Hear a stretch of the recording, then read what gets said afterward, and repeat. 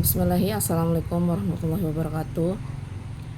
Oke kawan-kawan, saya di sini sedikit atau banyak akan membahas atau menjelaskan tentang pembuatan KSP ya, kurikulum satuan pendidikan di sekolah saya. Jadi di sini saya akan menjelaskan tentang kurikulumnya. Di sini ada lembar validasi ya, validasi pengawasan, kemudian juga ada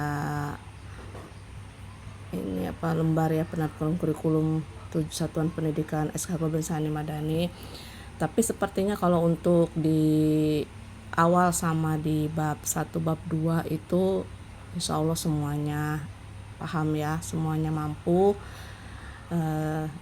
terkait pembuatan daripada bab 1 dan bab 2. Dan untuk di bab 3, bab 4 itu termasuk saya pribadi juga awalnya belum memahami terkait pembuatan KSP di bab 3 dan bab 4 dan bab seterusnya ya, seperti itu. Tapi saya di sini berusaha untuk mengerjakan, berusaha untuk belajar ya. Kalaupun misalkan nanti di penjelasan saya ada yang kurang, nanti di komen ya, istilahnya diberikan masukan atau saran harusnya baiknya seperti apa ini dan itu ya, agar KSP yang saya buat atau KSP yang ada di sekolah saya itu menjadi lebih baik, seperti itu. Dan ini untuk lanjut aja ya di bab penjelasan di bab 3-nya. Di sini pengorganisasian belajar, ada intrakurikuler ya, intrakurikulernya seperti ini ya, seperti itu. Dan untuk struktur daripada kurikulum di sekolah kami itu saya buat yang sementara ya, yang SD seperti ini ya, seperti ini yang SD. Di sini ada struktur kurikulum SDKH-nya, di sini ada akumulasi jam pembelajaran per minggunya. Kemudian itu baru saya membuatnya yang ini ya, yang SD-nya, yang SDKH-nya. Dan yang SMP ataupun yang SMA itu bisa mengikuti seperti SDKH ya. Dan di sini untuk program khususnya di SKH Global itu, SKH Global Insani Madani ya, khususnya itu ada orientasi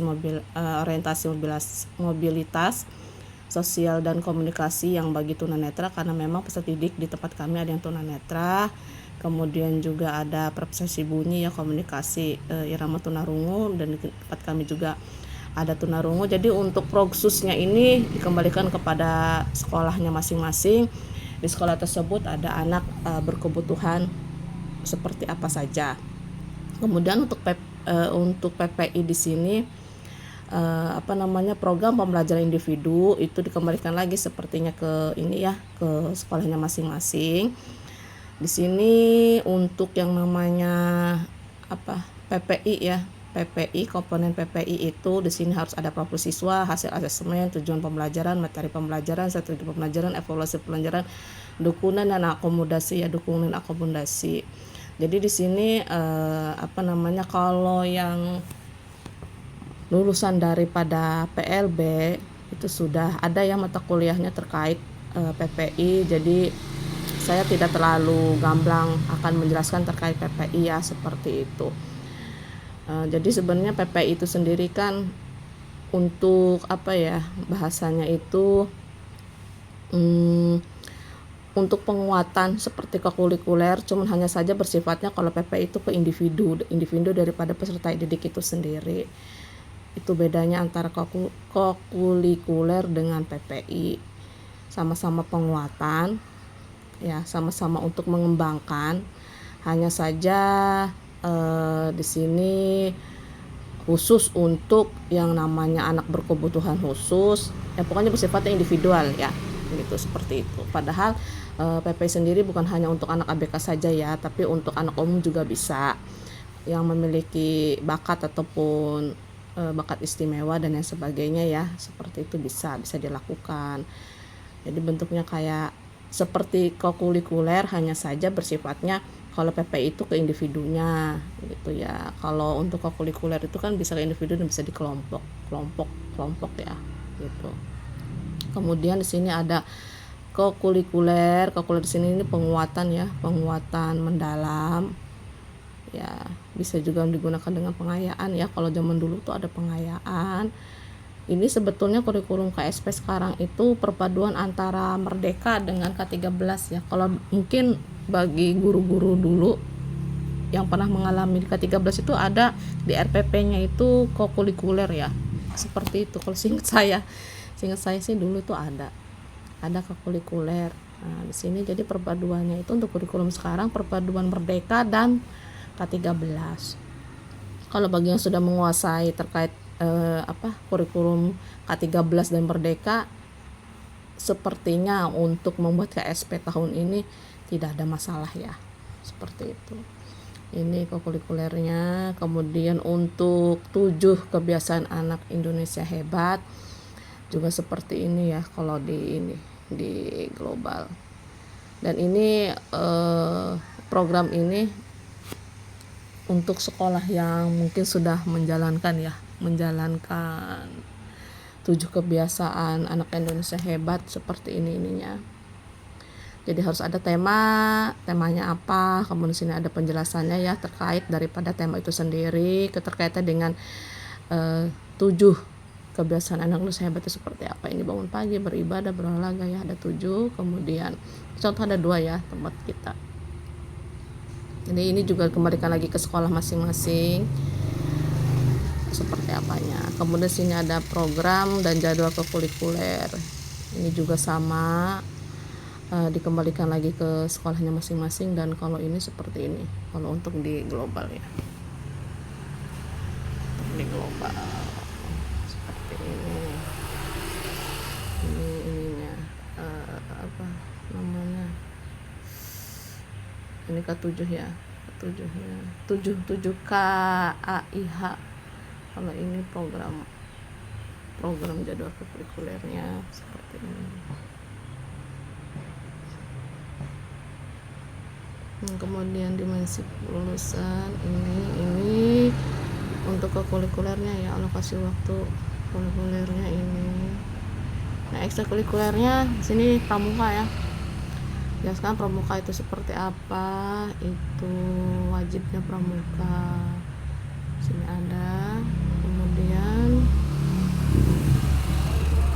di bab perencanaan pembelajaran di sini ada pembelajaran lingkup satuan pendidikan. Di sini ada intrakurikuler memuat dengan ya pengertian seperti biasa. Kemudian ada juga terkait dengan yang B-nya itu tahapan dalam penyusunan rencana pembelajaran. Di sini tahapan penyusunan rencana pembelajaran itu yang pertama itu ada perencanaan ya. Nah, di dalam perencanaannya itu sendiri, di dalam perencanaan, pelaksanaan dan asesmen ya, itu harus ada bahasa kitanya tuh identifikasi, desain pembelajaran, terus pengalaman belajar dan asesmen. Sekali lagi, ada identifikasi, ada desain pembelajaran, pengalaman belajar dan asesmen. Nah, seperti ini.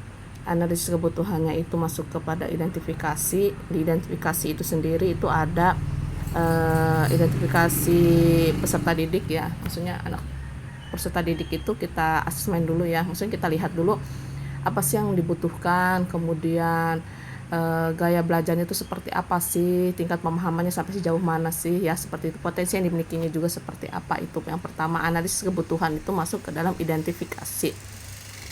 Kemudian juga ada tema daripada pembelajarannya itu sendiri, materi ya, kalau bahasa kitanya materinya apa yang mau dibahas seperti itu. Kemudian itu ada disiplin profil kelulusan itu untuk ada di pertama ya, untuk ada di identifikasi itu masuk ke situ. Kemudian kalau untuk di desain pembelajaran di situ itu ada tujuan daripada pembelajaran seperti apa, seperti itu ya. Itu ini menyusun materi ajar. Kemudian pelaksanaannya itu ada pendahuluan, kegiatan inti, kegiatan penutup. Itu kalau Ini di RPP ya, kalau di RPP seperti ini. Jadi kalau untuk di RPM bahasanya ya, kalau untuk di RPM di sini ada identifikasi, ada materi, ada tujuan, kemudian juga ada penilaian atau tugas proyeknya itu seperti apa ya nanti yang akan dihasilkan, kemudian menentukan strategi dan metode yang akan diajarkan itu seperti apa, kemudian materi ajar, ini kan ada ya tadi yang sudah saya bahas, kemudian situ juga ada sumbernya, kemudian sumber pembelajarannya itu menggunakan apa itu ya. Kemudian sini ada pelaksanaan kegiatan pendahuluan, kegiatan inti, kegiatan penutup, di sini kayak RPP pendahuluannya ya seperti itu ya, pembukaan dan sebagainya, kegiatan intinya membahas terkait pembelajaran dari materi itu sendiri seperti apa, penutup di situ ada umpan balik, refleksi dan lain sebagainya. Dan untuk asesmen di sini ada asesmen formatif, asesmen sumatif, dan analisis hasil asesmen. Nah, di sini untuk asesmennya sendiri itu balikan lagi ke sekolah itu bersifatnya seperti apa, mau tes tulis ataupun tes tanya jawab ataupun apa, itu kembalikan lagi kepada sekolahan.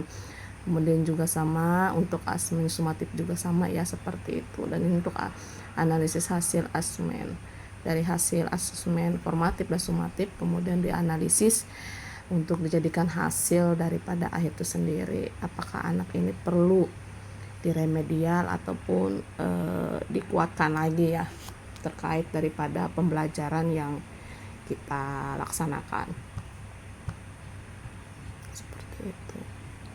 Kemudian selanjutnya itu ada di C, kerangka pembelajaran mendalam, dalam dan penjelasannya ya, itu di sini serta ya, sini masih berantakan ya, belum ini final bang. Nah, di sini di kerangka pembelajaran itu ada 4 ya, ada 4 yang digunakan di implementasi pembelajaran mendalam atau deep learning. Yang pertama yaitu praktik pedagogis. Apa sih praktik pedagogis itu? Intinya praktik pedagogis itu guru dituntut untuk mencari atau memunculkan alternatif yang baru ya, atau strategi metode yang baru. Jadi sini gurunya itu dituntut untuk mencari sesuatu yang baru terkait strategi atau metode dalam pembelajaran seperti itu. Nah, contohnya misalkan ya, kalau saya di sini kan jagung ya, kita mengambil temanya itu, kalau saya itu tanaman yang bisa dikonsumsi untuk manusia ya, yang sudah bisa dikonsumsi manusia, itu kita mengambilnya itu tanamannya itu yang buahnya itu jagung. Yang kita tahu kan jagung itu hanya dipopron, jasuke, kemudian dibakar, dipanggang dan sebagainya ya, seperti itu. Kalau misalkan bosan dengan hal itu, kemarin saya itu mencoba untuk yang namanya cara pendekatannya itu dengan membuatkan bolu jagung, susu jagung. Biar apa? Maksudnya itu tadi biar ada sesuatu yang berbeda dari jagung itu sendiri, bukan hanya seperti yang kita tahu ya, jagung itu hanya bisa dikonsumsi ini saja, tapi ada yang lainnya juga. Nah, seperti itu. Jadi pedagogisnya itu sendiri, pedagogis itu si guru itu dituntut untuk mencari atau istilahnya itu memunculkan metode atau strategi yang baru dari yang sudah ada yang lagi yang baru, seperti itu yang pedagogisnya. Kemudian yang lingkungan pembelajaran, di sini lingkungan pembelajaran itu sendiri pada saat kita mempraktekkan pembelajaran ya dengan metode yang baru itu, maka kita harus mencari lingkungan pembelajaran yang pastinya yang sesuai ya, yang nyaman, kemudian juga tempatnya juga, alat dan bahan yang dibutuhkannya juga semuanya ada, dengan lingkungan pembelajaran yang nyaman, kemudian alat dan bahan pembelajarannya juga semuanya lengkap.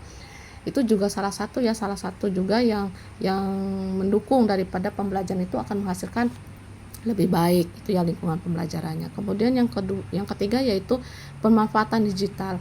Kalau di dalam kita bahasanya itu penggunaan metode ataupun strateginya itu baru tapi kita kurang pede ya gitu istilahnya, bisa kita juga menggunakan YouTube ataupun alat-alat digital ya istilahnya, digital yang lainnya seperti YouTube, kemudian IG ataupun yang lainnya ya, TikTok dan sebagainya, untuk mencari untuk memberikan penguatan juga kepada si gurunya dalam menggunakan metode ataupun strategi pembelajaran tersebut gitu. Jadi sini si gurunya juga harus mampu yang namanya menguasai daripada digital saat ini untuk bisa menggunakan YouTube, TikTok dan IG dalam pembelajaran seperti itu. Ya, tadi yang saya contohkan itu kalau saya kan bolu jagung dalam pembuatan si bolu itu sendiri kan biar enak, biar tidak mengecewakan, kita kan harus searching ya ke YouTube ataupun ke IG dan lain sebagainya, pembuatan bolu yang baik dan benar itu seperti apa, itu bisa, walaupun bahan dasar daripada bolunya itu sendiri kan beda-beda. Kalau saya kan menggunakannya jagung seperti itu, tapi dasarnya kan kita pembuatan bolu itu bisa. Kemudian yang selanjutnya itu kemitraan pembelajaran. Kemitraan pembelajaran itu sendiri selain kita juga menggunakan digital ya, YouTube ataupun TikTok dan IG dan lain sebagainya, istilahnya di sini kita juga bisa meminta bantuan kepada yang lain ya gitu tuh, yang mungkin ahlinya dalam pembuatan bolu jagung ya kalau di saya gitu, ataupun di yang lainnya pembuatannya itu kita bisa mengundang ahlinya untuk membantu kita terkait pembuatan daripada bolu jagung itu sendiri, kemudian juga bisa setelah itu bisa testi enak enggak sih gitu produk yang kita buat itu. Nah seperti itu. Kemudian selain daripada hal itu juga nanti bisa menjual daripada produk yang kita buat itu sendiri seperti itu ya. Jadi kemitraan pembelajaran ini bukan hanya kita mengundang ahli dalam pembuatan produk yang kita akan buat, tetapi juga setelah hasil daripada dibuat kemudian sudah ditesti dengan ahlinya tersebut, kita juga bisa menjual atau memasarkan ke mitra-mitra profesional atau komunitas kita ya, seperti itu. Ini kemitraan pembelajaran ya, seperti itu. Jadi di sini itu bukan memanggil ya, jadi kemitraan pembelajaran ini memanggil ahlinya lah, intinya seperti itu. Kemudian ada capai pembelajaran, ada tujuan pembelajaran sini ya, kemudian ada alur daripada pembelajaran itu sendiri seperti itu. Tim kerja kekurikuler ini ya, tema kekurikulernya seperti itu ya. Di sini ada asesmen. Nah di sini ada yang baru juga, asesmen ya, ada yang baru. Asesmen formatif, di sini ada asesmen learning. Sebenarnya intinya sih sama sih istilahnya untuk asesmen formatif itu sendiri, walaupun ada asesmen learning dan asesmen for learning. Jadi intinya itu di sini di asesmen formatif itu penilaian dilakukan selama proses pembelajaran.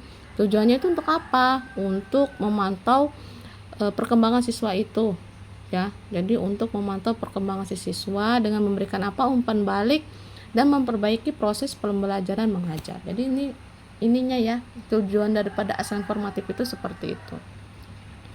Yang pertama untuk memantau perkembangan si siswa, kemudian memberikan umpan balik kepada si peserta didik, kemudian selanjutnya itu memperbaiki dari proses pembelajaran mengajarnya itu seperti apa. Makanya dikatakan di sana kan ada praktek pedagogis seperti itu. Kemudian selanjutnya itu ada sumatif. ya, asesmen sumatif di sini. Kalau di sumatif itu tujuannya itu pembelajaran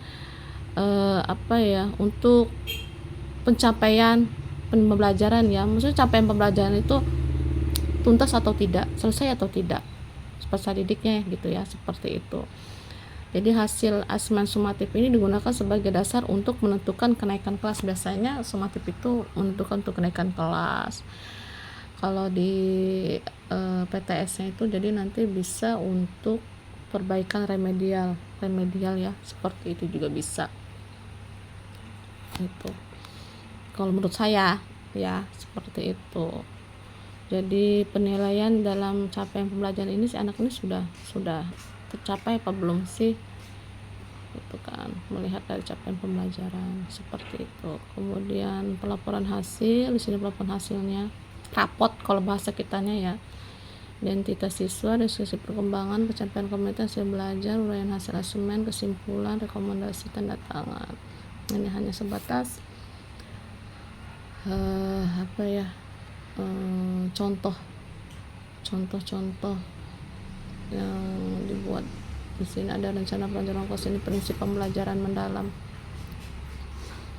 Nah, di sini ada berkesadaran, bermakna, Waalaikumsalam, terus mengembirakan. Di sini ada penetapan prinsipnya, olah pikir, hati, rasa, dan raga. Online RPM dan outline rencana kurikuler. Di sini ada RPM, kasih mata pelajaran dan topik. Sebenarnya tadi udah saya jelaskan ya, udah saya singgung tadi sedikit. Nah, sini ada identifikasi. Kemudian tujuan pembelajaran, strategi pembelajaran, kegiatan pelajaran, media sumber belajar, penilaian, alokasi waktu, refleksi. Ini untuk kegiatan kurikuler, judul kegiatan, tujuan kegiatan, lanjutan kegiatan, itu seperti itu. Anggaran pelaksanaan, fokus dan tujuan waktu.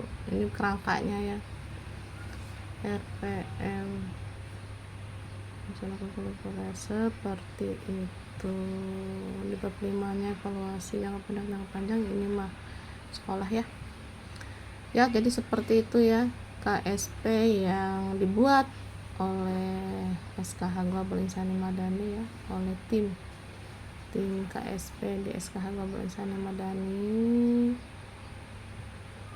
Kurang dan lebihnya saya mohon maaf ya. Silahkan untuk komen terkait saran atau kritik pembuatan KSP di SKH Global Insani Madani. Terima kasih, see you, bye bye. Assalamualaikum warahmatullahi wabarakatuh.